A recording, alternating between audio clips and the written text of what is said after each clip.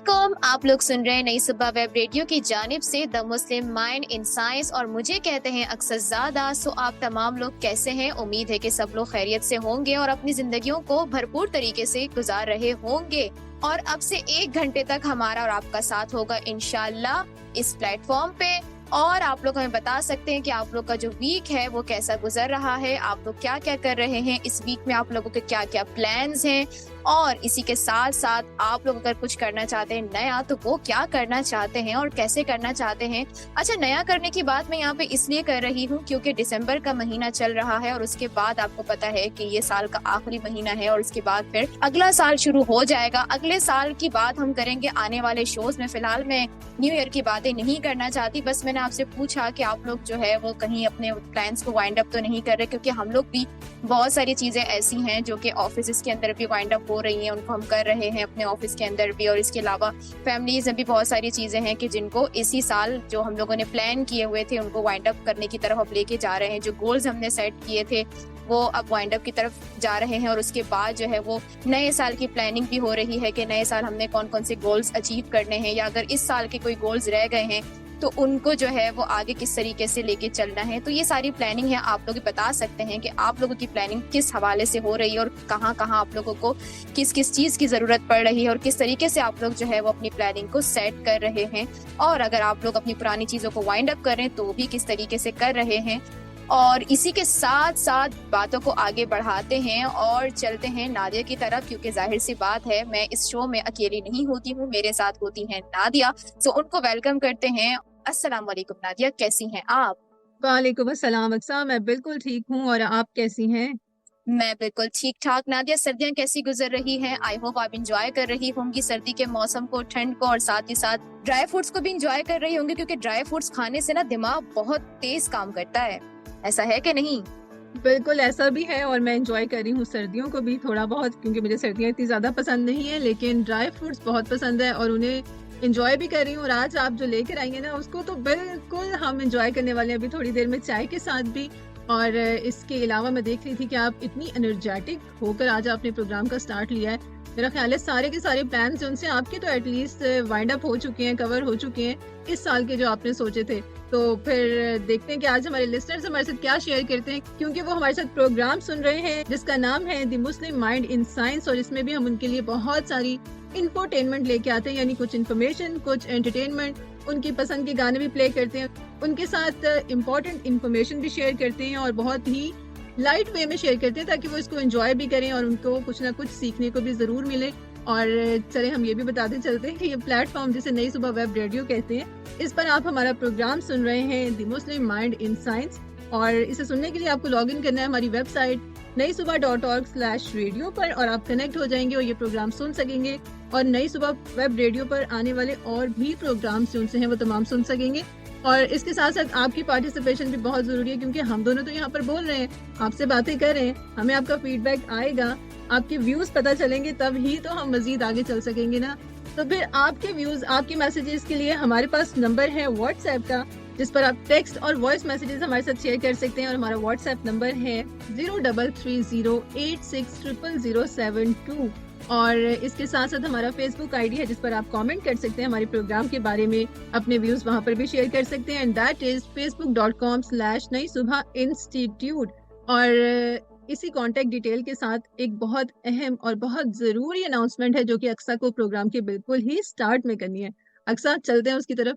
जी बिल्कुल, अनाउंसमेंट ये करनी है कि हमने गाना तो एंड में शेयर करना था, लेकिन विनर की ख्वाहिश है कि जो फर्स्ट ट्रैक चलेगा शो पर वो सबसे पहले उनकी रिक्वेस्ट का प्ले किया जाए।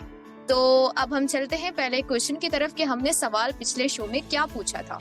हमने आप लोगों से पूछा था कि अबू अली सीना को यूरोपियन क्या कहते हैं। तो नादिया बताइए कि सबसे पहले इसका करेक्ट आंसर किसने दिया है और उसके बाद किन लोगों ने दिया, और फिर उसके बाद हम विनर जो हैं उनको अनाउंस करते हैं।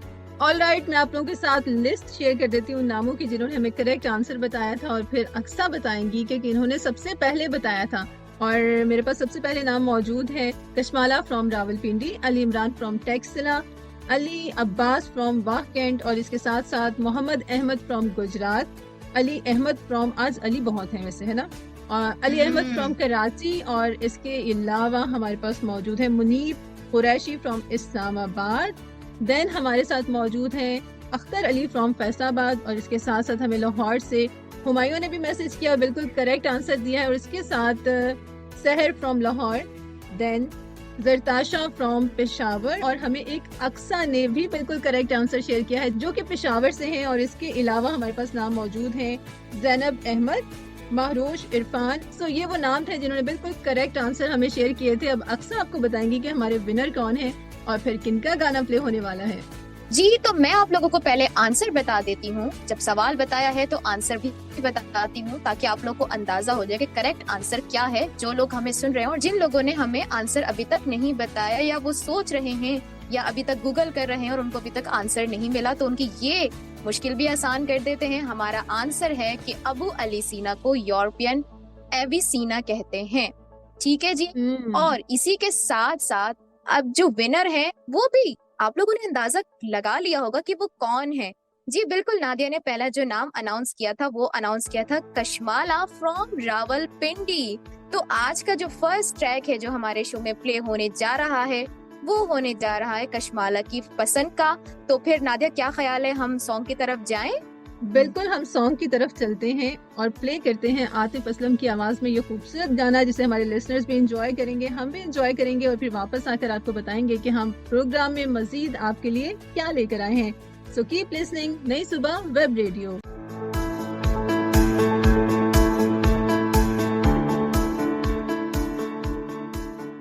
Welcome back once again. You are listening the Muslim Mind in Science on नई सुबह वेब रेडियो, और आप भी हमारे साथ शामिल हो सकते हैं प्रोग्राम में हमारे व्हाट्सएप नंबर पर अपने मैसेजेस शेयर करके, और हम भी आपके साथ मौजूद हैं यहाँ पर बहुत सारी इन्फॉर्मेशन और एंटरटेनमेंट शेयर करने के लिए। और गाना सुनकर हम वापस भी आ चुके हैं जो कि आतिफ असलम की आवाज़ में था, बहुत खूबसूरत गाना, और आतिफ के बेतहाशा फैन है पाकिस्तान में भी और पाकिस्तान से बाहर भी, और गाना भी अच्छा था। वैसे हमने एंजॉय भी किया है कशमाला की चॉइस पर जो हमने ये गाना प्ले किया।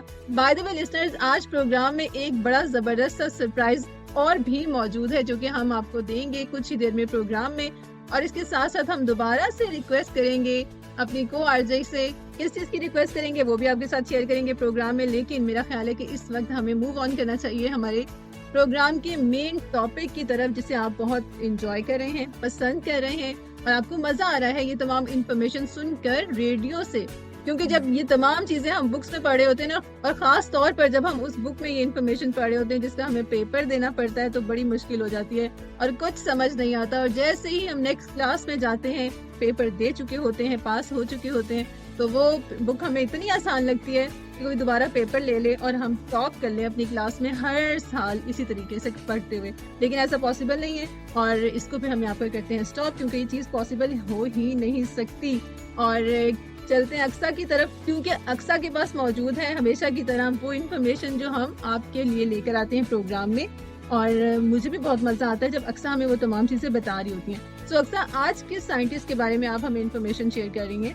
अबू रेहान मोहम्मद बिन अहमद अल बैरूनी, जो कि वो साइंटिस्ट हैं जिनकी इंफॉर्मेशन आज हम अपने शो में शेयर करेंगे।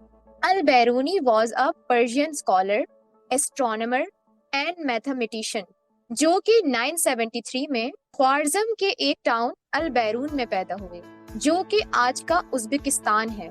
अबू रेहान मोहम्मद बिन अहमद, ऑल्सो नोन एज अल बैरूनी, जो कि एक ब्रिलियंट पॉलीमैथ थे, और उन्होंने बहुत सी फील्ड्स में सिग्निफिकेंट कंट्रीब्यूशन की, और ये सब इस्लामिक गोल्डन एज के दौरान हुआ। जैसे कि मैंने आपको बताया कि वो 973 में पैदा हुए, उन्हें वॉकिंग इंसाइक्लोपीडिया भी कहा जाता था। उन्होंने physics, maths, astrology, geography, history and chronology, anthropology और सोशियोलॉजी जैसी फील्ड्स में एक्सेल किया। उन्होंने स्पेसिफिक ग्रेविटी पर एक्सपेरिमेंट्स किए, ऑप्टिक्स और मैकेनिक्स की अंडरस्टैंडिंग में एडवांसमेंट की। उन्होंने ट्रिग्नोमेट्री, ज्योमेट्री और नंबर थ्योरी में कॉन्ट्रीब्यूशंस की, और इन सब्जेक्ट्स पर बहुत सारा अहम काम किया। एस्ट्रोनॉमिकल टेबल्स और इंस्ट्रूमेंट्स डेवलप किए, जिसमें एस्ट्रोलेब और सनडायल शामिल हैं। उन्होंने रेडियस ऑफ अर्थ कैलकुलेट किया विद रिमार्केबल एक्यूरेसी, और रीजनल ज्योग्राफी पर भी बहुत ज्यादा लिखा। उन्होंने बहुत से कल्चर्स की हिस्ट्री पढ़ी, खास तौर पर इंडिया, उन्होंने इनोवेटिव मेथड्स डेवलप किए फॉर हिस्टोरिकल स्टडीज। वो डिफरेंट कल्चर्स और सोसाइटी के कीन ऑब्जर्वर थे। And his writing provides valuable insights into the social and cultural practices of his time. Al Biruni के कॉन्ट्रीब्यूशंस इन तमाम फील्ड्स में were groundbreaking and had a lasting impact on the development of scientific thought. उनका काम आज के scholars और researchers के लिए भी इंस्पायरिंग और पैसिनेटिंग है। Nadia, what are remarkable journey. Exactly बिल्कुल। और जब आप ये तमाम चीजें बता रही थी तो मेरे माइंड में घूम रहा था अल बैरूनी का नाम। अगर आप ना बताती ना, मैं बिल्कुल ना पहचान पाती मोहम्मद बिन अहमद के साथ कि आज के साइंटिस्ट कौन है। लेकिन अच्छा, इनका नाम वैसे जब हम ज्यादा जानते हैं फिजिक्स और मैथ से रिलेटेड है, जो आपने जिक्र भी किया है इसमें ट्रिग्नोमेट्री का, ज्योमेट्री का और नंबर थ्योरी का, और बड़ा मुश्किल मैथ होता है हमेशा उन लोगों के लिए जिन्हें मैथ में बिल्कुल इंटरेस्ट नहीं होता। वैसे अच्छा, आपको कौन सा सब्जेक्ट बहुत ज्यादा पसंद था जब आप पढ़ती थी स्कूल में? मुझे पसंद था इस्लामियात। ओह अच्छा, वैसे मुझे इस्लामियात से एक और चीज भी याद आई है कि जो हमारी मैथ्स की टीचर थी वो मैथ्स तो पढ़ाती थी, लेकिन साथ के साथ वो हमें कलमे भी याद करवाती थी। जबरदस्त। मैथ मुझे बचपन में बहुत अच्छा लगता था, यानी कि 1 से लेके 5 तक। उसके बाद जब 6 आई और उसमें मुझे पढ़ना पड़ा अलजबरा, तो बस वहीं से मुझे मैथ से ना नफरत होना शुरू हो गई थी। इस टाइम पर मुझे मैथ बिल्कुल समझ नहीं आता था, उसको मैं बिल्कुल बाकी तमाम सब्जेक्ट्स की तरह रट्टा लगा के पास हो जाती हूँ। ये तो है वैसे।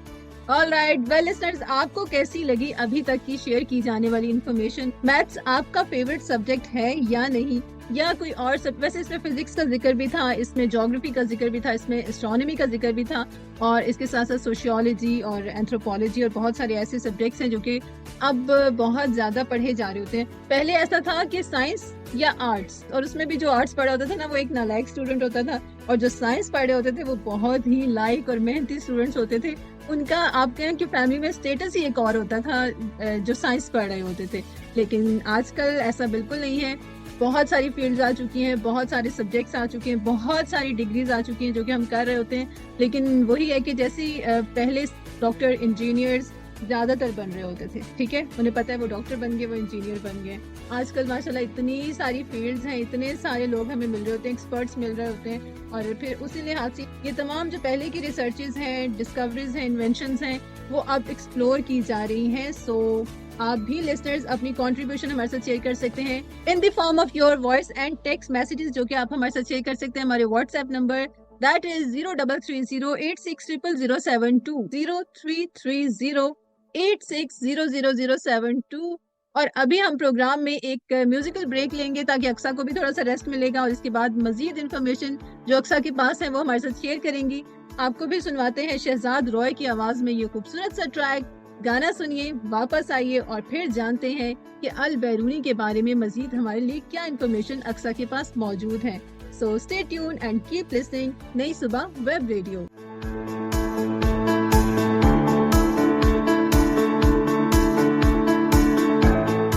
ऑलराइट जनाब, हम वापस आ चुके हैं। एक बहुत ही खूबसूरत सा सॉन्ग सुन के शहजाद रॉय की आवाज में नादिया ने प्ले किया था, और बहुत ही जबरदस्त सॉन्ग था।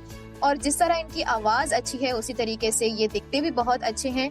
बिल्कुल अच्छा। और शहजाद रॉय की ना सिर्फ म्यूजिकल फील्ड में इतनी खिदमत है कि वो इतना जबरदस्त गाते हैं, हमारे बहुत अच्छे पॉप स्टार रहे हैं, और इसके अलावा अब वो एजुकेशन सेक्टर पे भी बहुत ज्यादा काम कर रहे हैं, और ऑन एंड ऑफ हमें इनके गाने सुनने को मिल ही रहे होते हैं, और बहुत ज्यादा फेवरेट रहे हैं ये अपने टाइम में। और आई एम श्योर अभी भी बहुत सारे लोग ऐसे होंगे जिनके फेवरेट सिंगर शहजाद रॉय होंगे। वेल लिसनर्स, आप भी अपने फेवरेट सिंगर्स का हमें बता सकते हैं कि आप उनका अगर सॉन्ग प्ले करवाना चाहते हैं, और अगर अक्सा परमिशन देंगी तो वो सॉन्ग हम जरूर आपके लिए प्ले करेंगे अपने प्रोग्राम में। आपका नाम भी साथ में अनाउंस करेंगे, आपका मैसेज तो डेफिनेटली शामिल करेंगे ही प्रोग्राम में। लेकिन जहाँ अक्सा इतनी सारी इन्फॉर्मेशन शेयर कर रही थी, आई थॉट कि एक बहुत इंपॉर्टेंट चीज जो हम अनकॉन्शियसली कर रहे होते हैं उससे रिलेटेड एक रिसर्च में देख रही थी, तो वो आपके साथ शेयर करें। And I am talking about cyberchondria. Aqsa, आपने पहले इसका नाम सुना है? नादिया, आप हमें आई थिंक साइकोलॉजी से रिलेटेड कुछ बताने लगी हैं। एग्जैक्टली, मैं साइकोलॉजी से ही रिलेटेड बताना चाह रही हूँ। आई एम श्योर वो तमाम लिसनर्स जो एफएससी कर चुके होंगे, उन्होंने अपनी इंग्लिश की बुक में एक लेसन पढ़ा होगा जिसका टाइटल था a man who was a hospital. जिसमें एक करेक्टर था और एक बुक में वो डिफरेंट डिजीजेस के सिम्टम्स रीड करता है, और जैसे जैसे वो बुक को रीड कर रहा होता है तो उसको लगता है कि ये तमाम सिम्टम्स यानी हर बीमारी के सिम्टम्स उसमें मौजूद हैं। इसी स्टेट को हम साइबर कॉन्ड्रिया से रिलेट कर सकते हैं, क्योंकि जो हम गूगल कर रहे होते हैं बहुत सारी चीज़ों को, सपोज जिसे हम सेल्फ मेडिकेशन में भी ले आते हैं ना, कि हम एक सिंपल सी कोई हेल्थ प्रॉब्लम है, उसको बजाय इसके कि हम किसी स्पेशलिस्ट से कंसल्ट करें, हम गूगल से सर्च करना स्टार्ट कर देते हैं और बहुत सारी ऐसी डिजीजेस हैं जिनके सिम्टम्स मिलते जुलते होते हैं।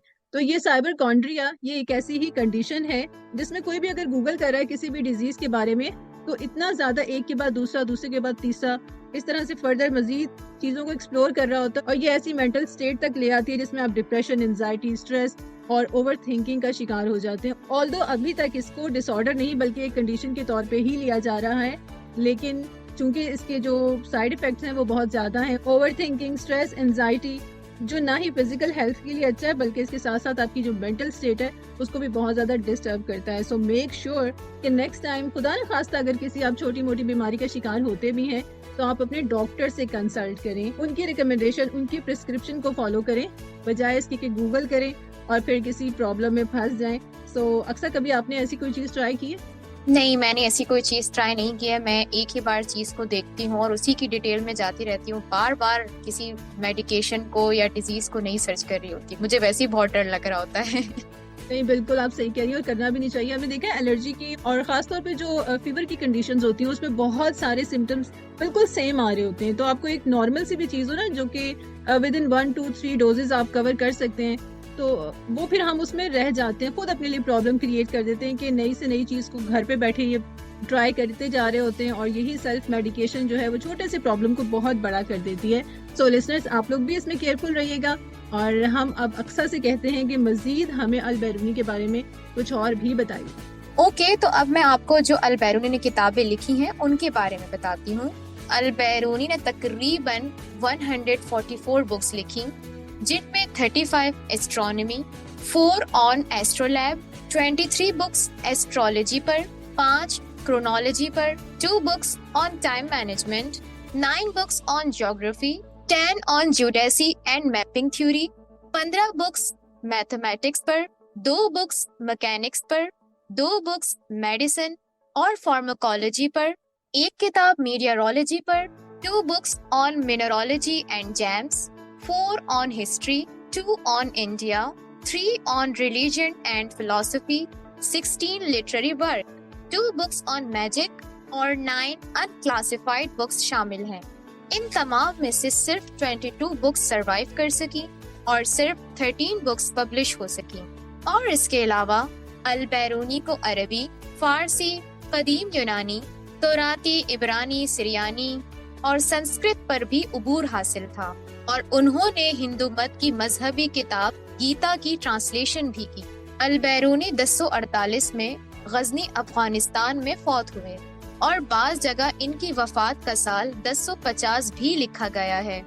सो लिसनर्स, ये थी वो मालूमात जो कि अल बैरूनी के हवाले से थी और मैं आप लोगों के लिए लेकर आई थी इस शो में। तो नादिया, आप क्या कहना चाहेंगे इस हवाले से कि आपको कैसी लगी ये मालूमात?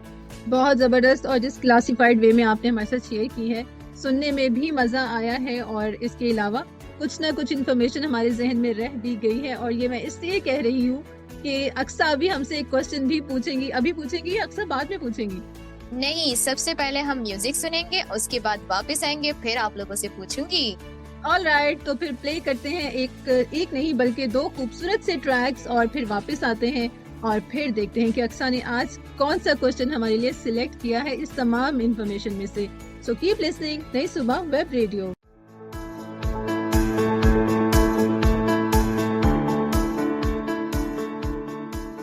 Welcome back once again, you are listening the Muslim mind in science on Nai Subah web radio, और आप भी शामिल हो सकते हैं हमारे प्रोग्राम में और उस क्वेश्चन का आंसर भी दे सकते हैं जो अभी अक्सर कुछ देर के बाद हमसे पूछने वाली है हमारे व्हाट्सएप नंबर 0330860072 पर, और इसके साथ साथ फेसबुक पर भी कमेंट कर सकते हैं facebook.com/नई सुबह इंस्टीट्यूट।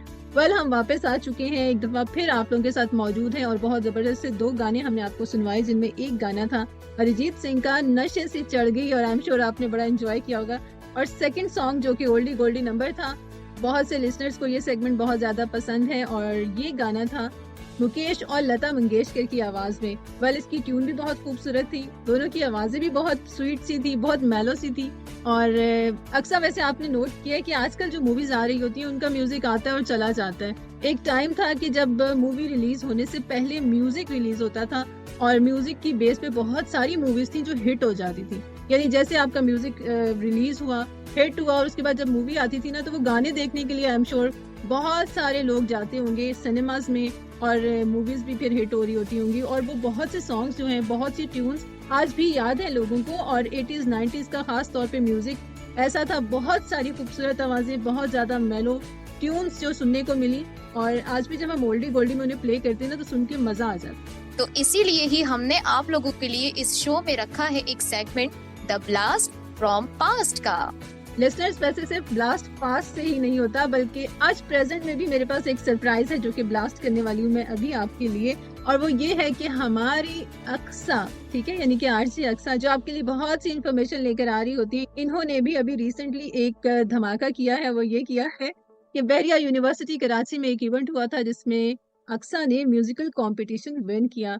और अक्सा, मेनी मेनी कॉन्ग्रेचुलेशंस, और इसका आपको खमियाजा भुगतना पड़ेगा। तैयार है? नहीं नहीं नहीं नहीं नहीं, मुझे पता है आपका खमियाजा। Thank you. चलें, आप नहीं भी मानेंगी तब भी आपको भुगतना पड़ेगा और आपको हमें गाना सुनाना पड़ेगा। सो फौरन से स्टार्ट हो जाए भाई। ये बहुत गलत बात है, हर जगह पे गाना गाना नहीं होता, कुछ और भी होता है। भाई, मेजॉरिटी इज अथॉरिटी। हम सब चाह रहे हैं कि आप हमें गाना सुनाएं, तो फिर फौरन से गाना सुनाएं। अभी हम लोगों ने थोड़ी देर पहले ही अरिजीत सिंह का गाना सुना है और अरिजीत सिंह मेरे फेवरेट सिंगर हैं, बहुत अच्छा गाते हैं और इनके साथ जब श्रेया होती हैं तो कमाल हो जाता है। और मुझे लोग कहते भी हैं, नादिया, कि मेरी आवाज जब मैं गाती हूँ तो वो श्रेया से मिलती जुलती है। मुझे ऐसा लगता नहीं है, लोग कहते हैं। अब आप भी सुनिएगा, एक गाना मैं परफॉर्म करने जा रही हूँ और फिर बताइएगा कि ऐसा है या नहीं। तो अरिजीत और श्रेया ने ही गाया है, आशिकी 2 का गाना है और आशिकी 2 के बहुत सारे गाने जो हैं उन दोनों ने परफॉर्म किए हैं और साथ बहुत अच्छा गाते हैं ये दोनों। तो गाना है, स्टार्ट करते हैं। तू ही मुझको बता दे, चाहूं मैं या ना, अपने तो दिल का पता दे, चाहूं मैं या ना,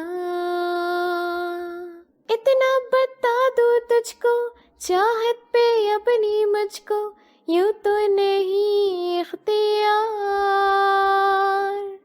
फिर भी ये सोचा दिल ने, अब जो लगा हूँ मिलने, पूछूं तुझे एक बार, तू ही मुझको बता दे, चाहूं मैं या ना, अपने तो दिल का पता दे, चाहूं मैं या ना। जबरदस्त। और अक्सा, मैं इसीलिए तो आपको इतना इंसिस्ट करती हूँ कि आप माशाल्लाह बहुत अच्छा गाती हैं और लिसनर्स भी मेरी इस बात को जरूर सेकंड करेंगे। आप चाहे माने या ना माने, हम आपका गाना पसंद करते हैं और हम ऑन एंड ऑफ आपसे गाना सुनते ही रहेंगे। चले, अच्छी बात है, इस बहाने मैं कहीं मशहूर तो हो ही जाऊंगी ना। आप ऑलरेडी बहुत मशहूर हैं, बहुत से लोग आपको जानते हैं, इसीलिए तो फरमाइशें आती हैं कि भाई अक्सा से गाना जरूर सुनना है। बिल्कुल बिल्कुल। तो अब क्या ख्याल है कि क्वेश्चन की तरफ बढ़ा जाए? मैं क्वेश्चन अनाउंस कर दूं क्योंकि वो काफी देर से इंतजार कर रहा है कि भाई मुझे अनाउंस कर दो कर दो कर दो, ताकि लिसनर्स जो है ना वो अभी से ही सर्चिंग शुरू कर दें। बिल्कुल बताएं। और आज तो मैंने सारी इन्फॉर्मेशन बहुत गौर से सुनी है और लिसनर्स, अगर आप चाहेंगे ना तो मैं आपको भी हिंट दे दूंगी, ठीक है, आंसर की, क्या हमारा करेक्ट आंसर क्या है। देखते हैं अक्सा हमसे क्या क्वेश्चन पूछती है। आज का क्वेश्चन ये है कि मैंने जिन मुस्लिम साइंटिस्ट के हवाले से इंफॉर्मेशन शेयर की है उनका कंप्लीट नेम क्या है? Very tricky question Aqsa, very tricky question. अच्छा, मेरा सारा फोकस था इंफॉर्मेशन के ऊपर जिसमें आपने बुक्स और जो इनके क्रेडिट पर काम है, डिस्कवरीज है, इन्वेंशंस है, उस पर मैंने इतना फोकस किया हुआ था कि इस तरफ तो मेरा ध्यान ही नहीं गया।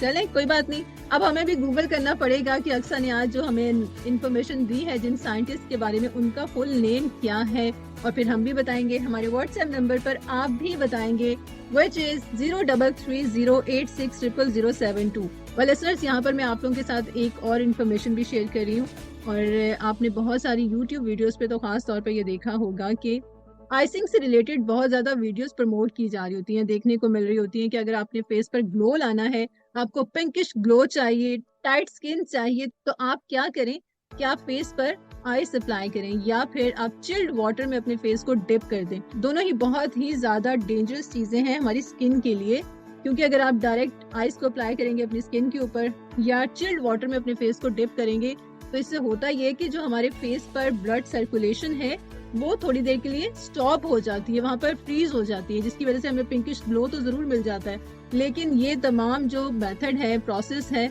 इसमें खतरा होता है कि जो ब्रेन को ब्लड सप्लाई जा रही है वो ब्लॉक हो सकती है। सो इतनी डेंजरस सिचुएशन में जाने की बजाय कोशिश करें हेल्दी खाएं, अपने लाइफस्टाइल को हेल्दी रखें, पानी बहुत सारा पिएं, एक्सरसाइज करें ताकि जो ब्लड सर्कुलेशन है वैसे ही बिल्कुल ठीक रहे, रवा दवा रहे और स्किन पर ग्लो वैसे ही नेचुरली मौजूद रहे। सो इतने खतरनाक किस्म के जो प्रोसीजर्स होते हैं ना या तरीकेकार होते हैं इंस्टेंट ग्लो के, उन्हें अवॉइड करना चाहिए अपनी हेल्थ के लिए। अच्छा, इसके साथ साथ एक और प्रैक्टिस भी होती है, जिन लोगों की आइज सुबह उठने के बाद या अदरवाइज बहुत ज्यादा पफिनेस होती है, आइज पे स्वेलिंग हुई होती है, तो वो क्या प्रैक्टिस करते हैं, सम टाइम स्पून को फ्रीजर में रखा, शदीद ठंडा किया और फिर आइज पर रख लिया। सोचिए अगर वो चम्मच आपकी स्किन को चिपक जाए और फिर खींचातानी में आपकी स्किन भी उतर रही हो तो वो कितनी खतरनाक है, साथ में आपकी लैशेस भी उतर रही हो। तो ये जो हमारी लैशेस हैं, ये जो हमारी स्किन है, इतनी डेलिकेट है और इतनी कीमती है कि इसका ख्याल रखना बहुत जरूरी है। सो नेचुरल तरीकों पर रहें, नॉर्मल तरीकों पर रहें और हेल्दी रहें, खुश रहें और खुश रखें, तो फिर नेचुरली आपके फेस पर ग्लो भी होगा और आप रिलैक्स भी होंगे। अक्सर आपने तो कभी ये प्रैक्टिस नहीं की? नहीं भाई, मुझे तो बहुत डर लगता है, मेरी स्किन बहुत प्यारी और बहुत खूबसूरत और बहुत नाजुक है। नो डाउट, आप इतना ड्राई फ्रूट जो लाती हैं ना, साथ खाती भी होंगी। बिल्कुल ऐसा ही है, ड्राई फ्रूट के बगैर तो मेरा गुजारा नहीं। एक चाय और एक ड्राई फ्रूट, यही तो हमारा सहारा है, वरना कौन हमारा है। बिल्कुल बिल्कुल सही कह रही हूँ। ड्राई फ्रूट्स का मजा भी यही है, सर्दियों में भी हम इसीलिए खा रहे होते हैं, नेचुरल ऑयल्स हमें मिल रहे होते हैं, हमारी स्किन को, बालों को बहुत ज्यादा हेल्दी भी बना रहे होते हैं और ग्लोई भी बना रहे होते हैं। सो ये तमाम तरीके जो खाने पीने से रिलेटेड होते हैं और कुछ वर्कआउट होता है, इस पर ध्यान दिया करें, बजाय इसकी किसी इंस्टेंट रिजल्ट के लिए आप अपने आप को किसी प्रॉब्लम में डाल लें। वेल लिसनर्स, आज का programme is all about to end. आपसे मुलाकात होगी नेक्स्ट शो में। मैं हूं नादिया, आपसे चाहती हूँ इजाजत। ख्याल रखिएगा आप अपना भी और अपनी फैमिली का भी और अपने इर्द गिर्द मौजूद लोगों का भी। आपसे मुलाकात होगी नेक्स्ट शो में। टिल देन, अल्लाह निगहबान। Thank you so much Nadia, आपने बहुत अच्छी इन्फॉर्मेशन शेयर की और आपको जाने की भी जल्दी थी और आप बस जल्दी टाटा बाय बाय कर रहे हैं और मुझे भी जल्दी है और मैं भी टाटा बाय बाय कर रही हूँ, क्योंकि वक्त खत्म हो चुका है। वक्त वफा कभी भी नहीं करता, बस उसने जाना होता है। तो मैं भी आप लोगों से चाहती हूँ इजाजत। अब आप लोगों से इंशाल्लाह फिर किसी शो में मुलाकात होगी। तब तक के लिए आप लोगों ने अपना बहुत ज्यादा ख्याल रखना है और साथ ही आपके साथ जो लोग जुड़े हैं उनका भी ख्याल रखना है। फिर इंशाल्लाह मिलते हैं किसी नेक्स्ट प्रोग्राम में। तब तक के लिए अक्सरज़ादा को दीजिए इजाजत। अक्सरज़ादा इज साइनिंग ऑफ। फी अमानिल्लाह।